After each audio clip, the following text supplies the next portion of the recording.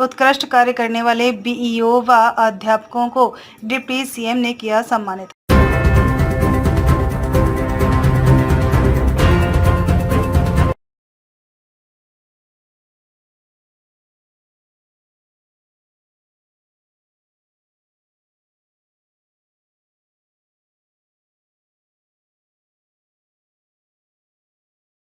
उप मुख्यमंत्री केशव प्रसाद मौर्य ने प्रयागराज के जिला पंचायत सभागार में बेसिक शिक्षा विभाग के महत्वपूर्ण कार्यक्रम का शुभारंभ किया।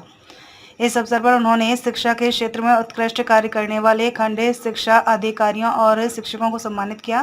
केशव प्रसाद मौर्य ने कहा कि प्रदेश के विद्यालयों में शिक्षा का स्तर बेहतर हुआ है और ऑपरेशन कायाकल्प योजना के तहत स्कूलों में बड़े बदलाव देखे जा रहे हैं। उन्होंने यह भी बताया कि इस योजना के माध्यम से विद्यालयों की आधारभूत संरचना और शिक्षण गुणवत्ता में सुधार हुआ है, जिससे बच्चों को बेहतर शिक्षा प्राप्त हो रही है।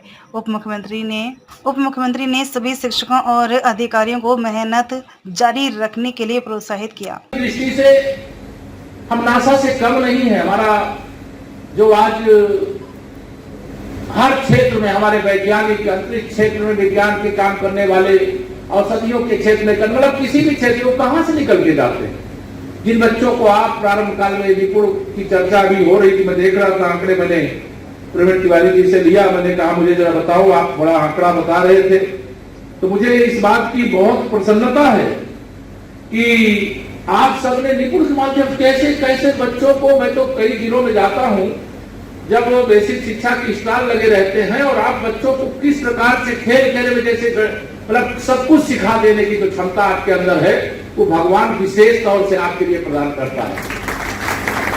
इसीलिए हम लोग बचपन से कि गुरु गोविंदो खड़े काके लागो पाए, बलिहारे गुरु आपने गोविंद जी बताया। भगवान ने भी कहा है गुरु का स्थान भगवान से भी बड़ा होता है। कि प्रगति को दुनिया देख रही है। आज जब मैं आप सबके सामने आकर के खड़ा हूं, तो आज सुबह ही मुझे तो कल ही मालूम हो गया था, अखबारों की हेडलाइन बनी है, विश्व की चौथे नंबर की अर्थव्यवस्था कौन बना? भारत बना। हम आर्थिक महाशक्ति भी बन रहे हैं। अगर आज मैं ये चर्चा करूं कि 2014 में जब से देश की बागडोर माननीय प्रधानमंत्री श्री नरेंद्र मोदी जी के हाथ में आई है, तब से भारत सदैव से सामरिक रूप से बहुत शक्तिशाली है। लेकिन सामरिक रूप से हम इतने शक्तिशाली, इतने सक्षम हैं, या अगर आप सर्जिकल स्ट्राइक, एयर स्ट्राइक से लेकर के ऑपरेशन सिंदूर तक को देखो, तो भारत की सेना कितनी सक्षम है कि दुनिया के किसी भी कोने में अगर हमारे देश का दुश्मन छिपा हुआ है, तो हम अपनी सीमा क्रॉस किए बगैर उसे वहीं पर नेस्त नाबूद कर सकते हैं।